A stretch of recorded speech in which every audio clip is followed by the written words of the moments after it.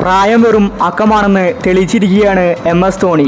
ഈ 42-ാം വയസ്സിലും ധോണി മികച്ചൊരു ക്യാച്ചാണ് കാഴ്ചവെച്ചിരിക്കുന്നത്. ക്രിക്കറ്റ് ലോകത്ത് ഇപ്പോൾ ഇത് ട്രെൻഡിങ് ആയിരിക്കുകയാണ്. ഈ ഒരു വയസ്സിലും സ്പൈഡർമാനെ പോലെ ചാടി വീണാണ് ധോണി ആ ക്യാച്ച് എടുത്തത്. ധോണിയുടെ ക്യാച്ച് കണ്ട് ആരാധകർ ഞെട്ടിയിരിക്കുകയാണ്. ഇതിനെക്കുറിച്ചാണ് നമ്മൾ ഇന്നത്തെ വീഡിയോയിൽ നോക്കുന്നത്.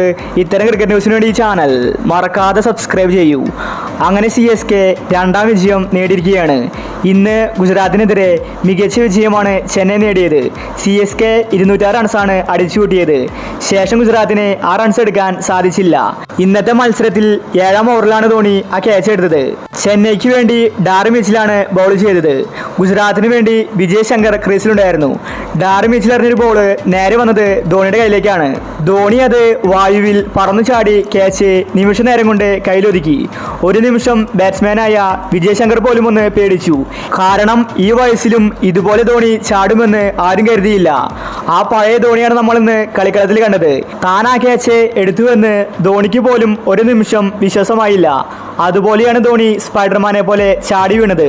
ധോണി ക്യാച്ച് എടുത്തത് കണ്ട് ഡാറി മിച്ചൽ ശരിക്കും ഞെട്ടി. ശരിക്കും അത് 4 ആകുമെന്നായിരുന്നു കരുതിയത്. എന്നാൽ ധോണി ബോള് വിട്ടുകൊടുക്കാൻ ഒരുക്കമില്ലായിരുന്നു. തനിക്കിനി എന്തൊക്കെ സംഭവിച്ചാലും ആ ക്യാച്ച് ധോണി കയ്യിലാക്കണമെന്ന് നേരത്തെ തന്നെ തീരുമാനിച്ചു.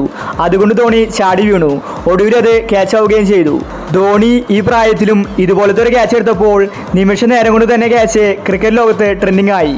CSKയുടെ വിജയത്തിനേക്കാൾ ധോണിയുടെ ക്യാച്ചാണ് ഇപ്പോൾ പ്രാധാന്യമുള്ളത്. ചെന്നൈ വളരെ ഈസി ആയിട്ടാണ് ഇന്ന് കളി ജയിച്ചത്. ഗുജറാത്ത് ചെന്നൈക്ക് ഒരു എതിരാളി പോലുമില്ലായിരുന്നു. പക്ഷേ ധോണിക്ക് ഇന്ന് അവസാനം ബാറ്റ് ചെയ്യാൻ സാധിച്ചില്ല. ധോണി പേടണിഞ്ഞ് ഹെൽമെറ്റും ഇട്ട് നിൽക്കുന്നുണ്ടായിരുന്നു. എന്നാൽ അവസാന നിമിഷം ധോണിക്ക് ബാറ്റ് ചെയ്യാൻ സാധിച്ചില്ല.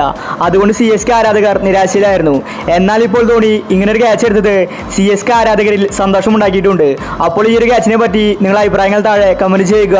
ഇത്തരം ക്രിക്കറ്റ് ന്യൂസിന് വേണ്ടി ഈ ചാനൽ മറക്കാതെ സബ്സ്ക്രൈബ് ചെയ്യൂ.